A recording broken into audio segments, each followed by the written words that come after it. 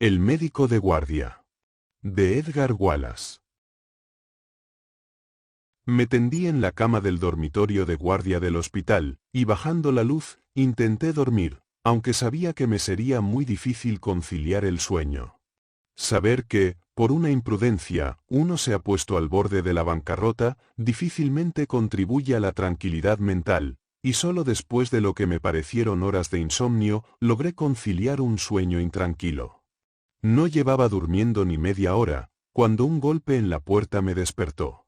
Para un médico de guardia, un golpe a esas horas, solo podía significar una cosa, así que me levanté de la cama, y abrí la puerta para recibir, como esperaba, al portero nocturno. «Acaba de llegar un caso grave, doctor», dijo. «El doctor Thompson no cree que la víctima vaya a sobrevivir». «¿De qué tipo de caso se trata?», pregunté secamente, mientras me ponía la bata. «¿Cuándo lo trajeron?». El portero se quedó bastante sorprendido por mi brusquedad, pues entre mis subordinados, creo, tenía fama de ser cortés. «Lo trajeron hace unos minutos, doctor», dijo el hombre. Resulta que, cuando volvía a casa de su club y pasaba por Holborn, el coche perdió el control, y se estrelló contra un pilar, en la esquina de Chancery Lane. El caballero salió despedido del automóvil, y cayó contra la acera. Para entonces, ya estaba listo para acompañarle, y después de lavarme la cara para espabilarme, seguí al portero por el pasillo tenuemente iluminado, hasta el amplio vestíbulo central, pavimentado con losas de piedra, con sus numerosas puertas de cristal que daban a varias salas. Por fin, nos detuvimos frente a la número 11, la sala de urgencias. Entré, y cerré la puerta suavemente tras de mí. Separado del resto de la sala, sobre una mesa de operaciones, yacía el cuerpo de un hombre, al que le habían quitado la ropa para que pudiera comenzar a examinarlo. A su lado, estaban la enfermera de noche y el doctor Thompson, quien asintió con la cabeza cuando entré. Me acerqué a la mesa de operaciones, y miré a la cara del hombre herido. Dios mío. Yo conocía a aquel hombre. Era Frank Newton. El mismo a quien había dejado hacía solo unas horas, en perfecto estado. Y ahora parecía estar al borde de la muerte. Por un momento, recordé nuestra última entrevista en el club, de donde salí arruinado. Recordé el rostro sonrosado de Newton, que, con una sonrisa compasiva, hacía un fajo con los billetes que yo había apostado y perdido, con el verdadero espíritu del jugador, que trata de recuperar las pérdidas de la noche anterior. Creyendo en esa antigua falacia, de que la suerte debe cambiar, aposté una y otra vez, hasta que de repente me di cuenta, de que había perdido hasta el último centavo que tenía en el mundo. Esa noche, entré en la sala de póker, siendo un hombre relativamente adinerado, y salí con el sueldo de un año hipotecado. Había leído sobre casos similares, pero siempre los había tomado con reservas. ¿Cómo, me preguntaba, puede un hombre seguir jugando una partida perdida? ¿Por qué no se rinde, cuando la suerte le es adversa? Incluso ahora, no sabría decir, porque no lo había hecho, solo sabía que había seguido jugando con tenacidad, esperando que la suerte cambiara. En aquel momento de desesperación, dije algunas cosas duras sobre la destreza de Newton en el juego, que, según insinué, se debía en gran parte a sus trampas. Él respondió con palabras que me hicieron estremecer. Me dijo que, gracias a tontos como yo, esas fueron sus palabras, se ganaba la vida. Dijo otras cosas humillantes y ofensivas, que me hirieron en lo más profundo. Pero ahora, ante la figura maltrecha de un Newton gravemente herido, posiblemente al borde de la muerte, olvidé sus insultos, olvidé que me había arruinado, y solo vi a un pobre hombre, que esperaba mi habilidad como cirujano para salvar su vida. ¿Qué lesiones tiene?, pregunté, recuperando la compostura. La herida en la cabeza que puedes ver, respondió el doctor Thompson. Asentí, era imposible no fijarse en esa fea herida, que se extendía desde la ceja hasta la oreja. ¿Algo más? No lo he comprobado aún, respondió. Pensé en esperar a que llegaras. El sangrado cesó poco después de su ingreso en el hospital. Ya he lavado la herida. ¿Podrías examinarlo? Inclinándome sobre el cuerpo inanimado, procedí a inspeccionar la herida. A primera vista, pude ver que era un caso grave. Recorrí con cuidado la superficie del cráneo desnudo, hasta que sentí una pequeña hinchazón bajo mis dedos. A diferencia de un bulto común, estaba dividido en 2 o 3 direcciones. Levanté la vista, y me encontré con la mirada inquisitiva de Thompson. ¿Fractura? Fue la pregunta. Sí, respondí lentamente. Una fractura en el cráneo. Con posible hematoma intracraneal. Habrá que operarle. Veamos si hay algo más. Con cuidado, Thompson examinó el cuerpo y las extremidades del hombre inconsciente.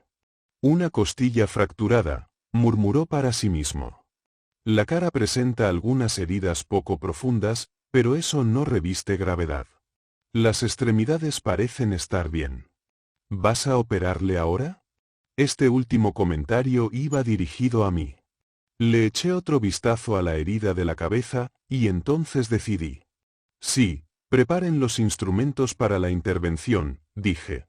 Hay que hacerlo de inmediato, o será demasiado tarde. Mientras mi asistente y las enfermeras se apresuraban silenciosamente a obedecer mis órdenes, me quedé a solas con el paciente. Era una escena que no habría dejado de impresionar al observador más insensible. La amplia sala tenía la iluminación justa para que los asistentes pudieran moverse sin lastimarse. Los primeros rayos del amanecer se filtraban con dificultad por las ventanas del fondo de la sala, y su luz teñía de amarillo bilioso las lámparas de noche parpadeantes. Aquello no era una experiencia nueva para mí, había vivido toda mi vida entre enfermos, camillas y quirófanos. Miré a Newton. Qué quieto estaba. Prácticamente muerto. Sin embargo, la visión de un moribundo ya no me afectaba. Había tenido un aprendizaje largo y duro al respecto, y el sufrimiento y la muerte hacía tiempo que habían dejado de impresionarme. Hubo un tiempo en que la visión de un bisturí ensangrentado me provocaba mareos, y el recuerdo de los gritos de dolor me atormentaba durante las largas horas nocturnas. Esos tiempos habían pasado, pero dejaron algunas arrugas en mi frente y un tinte grisáceo en mi cabello como recuerdo. A pesar de todo, sentí lástima por Newton, a quien probablemente solo le quedaban unas pocas horas de vida. Encendí la luz eléctrica y miré a mi alrededor. El abrigo de Newton descansaba sobre una silla. Estaba manchado con esa mezcla peculiar de los accidentes callejeros londinenses, barro y sangre. Al cogerlo para guardarlo con el resto de la ropa, en una taquilla cercana, algo se cayó del bolsillo. Era una cartera.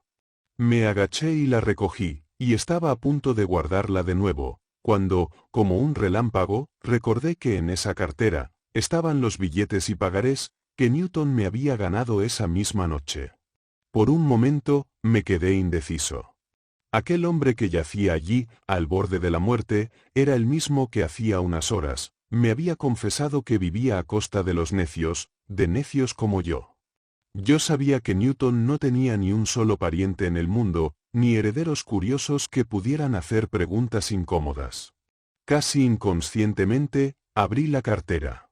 Sí, allí estaba, doblado y aún crujiente, el pequeño rollo de billetes, junto a los pagarés que había firmado con mi nombre, Donald Fraser. Esos pagarés significaban mi ruina. Qué tonto había sido al firmarlos. Ahora los tenía en mis manos y podía destruirlos. ¿Y quién iba a saberlo? Newton había salido del club al mismo tiempo que yo. Sabía que solo había una pequeña posibilidad de que se recuperara, pero, si por casualidad finalmente salía con vida, aún podría devolver el dinero, ¿y si moría? Después de todo, ¿acaso no era mío ese dinero? Sí, lo tomaría. Este episodio debería servirme de lección para toda la vida. Jamás volvería a apostar en el juego. Thompson pronto regresaría. Dudé, con la cartera todavía en la mano, y en ese momento, al alzar la vista, me encontré con la mirada de Newton, fija en mí. Por un instante me quedé sin palabras. La sorpresa de encontrarme con la mirada penetrante de aquellos ojos que creía cerrados por la inconsciencia, me paralizó. Por un momento, imaginé que estaba expresando mis pensamientos en voz alta, pero al recuperar la compostura, mi instinto profesional me salvó. Debe permanecer en absoluto silencio, dije en tono suave. Ha sufrido un grave accidente. No dijo palabra, pero sus ojos se posaron un instante en la cartera, y luego se alzaron hacia mi rostro, en el que, a pesar de un esfuerzo decidido, y por primera vez en mi vida, sentí que un intenso rubor de culpa lo invadía.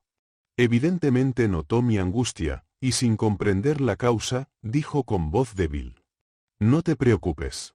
Fraser, no te preocupes. Sé que eres una persona honesta.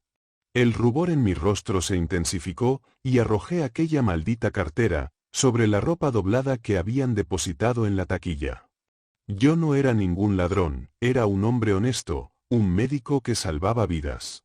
Miré a Newton, yacía con los ojos entrecerrados, respirando muy rápido, y pude ver que estaba cayendo de nuevo en la inconsciencia.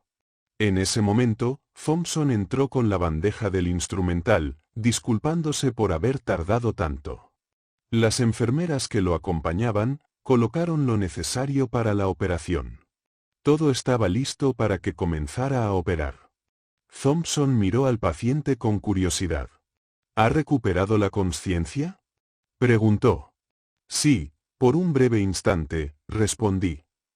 Ahora está semiconsciente. Estos periodos de lucidez no son infrecuentes en casos como este. Mientras hablaba, le tomé el pulso, que era normal, y con un estetoscopio le examiné el corazón, que también estaba sano. Bien, vamos a aplicarle el cloroformo, dije. Voy a intervenir de inmediato. En ese momento, Newton abrió de pronto los ojos, y su mirada saltó de uno al otro. Finalmente, su mirada inquisitiva se posó en Thompson. Soy el doctor Thompson, dijo mi colega, intentando inspirarle confianza. Vamos a operarle. Newton le detuvo con un movimiento de cabeza casi imperceptible. Quiero hablarle a solas, dijo, y su tono de voz era tan débil, que hacía temer que dejara de respirar en cualquier momento. Quiero hablar a solas con el doctor Thompson. Me quedé atónito, pues sabía que ni siquiera se conocían. ¿Se refiere a mí?, pregunté, pensando que en su estado se había confundido. No, no, dijo casi con impaciencia, me refiero al otro doctor. Era una petición extraña, pero me di cuenta de que cada momento era precioso. A mi señal, Thompson se colocó junto a la cabecera del paciente, y las enfermeras, junto conmigo, nos retiramos. ¿Por qué querría Newton hablar con Thompson? Desde donde estaba, podía ver al paciente hablando despacio y con evidente dolor, y a mi asistente, asintiendo con la cabeza. De repente, la conversación terminó, y haciendo una seña a una de las enfermeras, mi colega se acercó a la taquilla con el montón de ropa, tomó la cartera de Newton, se la guardó en el bolsillo, y volviendo a su sitio junto al paciente, continuó la conversación. Así que era eso. Newton le había contado a mi asistente que me había visto tomar su cartera cuando se recuperó de su inconsciencia, y le había pedido que la custodiara fuera de mi alcance. Mañana, todo el hospital sabría que, además de ser un jugador arruinado, el doctor Donald Fraser había deshonrado su noble profesión al intentar robar a un paciente moribundo. Me acerqué de nuevo a la mesa de operaciones. Thompson me miró con curiosidad, pero evité su mirada, y con un gran esfuerzo de voluntad, logré ocultar todas mis emociones, y tomé mi lugar a su lado, no como el hombre cuya reputación estaba en sus manos, sino como cirujano. Tomé el inhalador cónico que estaba en la bandeja, e inclinándome, lo coloqué sobre la boca y la nariz del paciente, aplicándole unas gotas de anestésico. El olor penetrante del cloroformo se elevó en el aire, y al sentir el primer soplo en sus pulmones, Newton abrió los ojos, y mirando a Thompson con expresión significativa, dijo una sola palabra: recuerde. Thompson asintió, y volvió a mirarme a mí, y luego al paciente, quien, con los ojos cerrados, inhalaba suavemente. De vez en cuando, como suele ocurrir, cuando los pacientes se debilitan bajo los efectos del cloroformo, la respiración se detenía por un instante, pero luego se reanudaba. Después de un rato, le levanté los párpados y toqué suavemente las pupilas. Sí, estaba completamente sedado. Le entregué el inhalador a Thompson, y mojando mis manos en la loción antiséptica, comencé a operar. Fue un trabajo difícil, incluso más de lo que había previsto, la fractura se extendía más de lo que pensaba. Pero no llevaba mucho tiempo trabajando, cuando me di cuenta de lo inútil que era mi tarea. Sin embargo, para un cirujano, el dicho, mientras hay vida, hay esperanza, tenía un significado especial, y el hecho de que mi trabajo fuera inútil no me disuadió de dar lo mejor de mí. El final llegó en silencio. Thompson, que administraba dosis suficientemente pequeñas de cloroformo para mantener al paciente inconsciente, soltó de repente el inhalador y tomando el estetoscopio, lo aplicó al corazón. Interrumpí mi trabajo y me incliné sobre la mesa de operaciones, esperando su decisión. Es inútil, dijo al cabo de un rato. Está muerto. Le quité el estetoscopio de las manos a mi colega y escuché. Sí, era tal como había dicho. Newton había dejado de respirar. Me quité la bata de un tirón, me lavé y sequé las manos a toda prisa, y regresé a la sala de descanso. Ahora que todo había terminado, me invadió una lúgubre sensación de impotencia, y mientras acercaba una silla al fuego, que el portero había mantenido vivo en mi ausencia, pensé en la miseria que tendría que afrontar al día siguiente. Miré mi reloj. Eran las 3. Mañana, entonces, ya era hoy. Hasta ese momento, no me había dado cuenta de lo querido que era para mí este pequeño mundo del hospital. Mi profesión de médico, que tanta fatiga y frustración me había deparado a veces, hasta el punto de pensar en abandonarla, ahora se me aparecía revestida de una dignidad y un refinamiento inimaginables. Sí, amaba mi profesión, nunca antes lo vi tan claro como ahora, sabiendo que quizá me vería obligado a renunciar a ella. Qué canalla fui, al pensar en robar a un paciente. Fuesen cuales fuesen las circunstancias, nada me eximía de mi responsabilidad. Me pareció oír a Newton decir, «Puedo confiar en ti, eres honesto».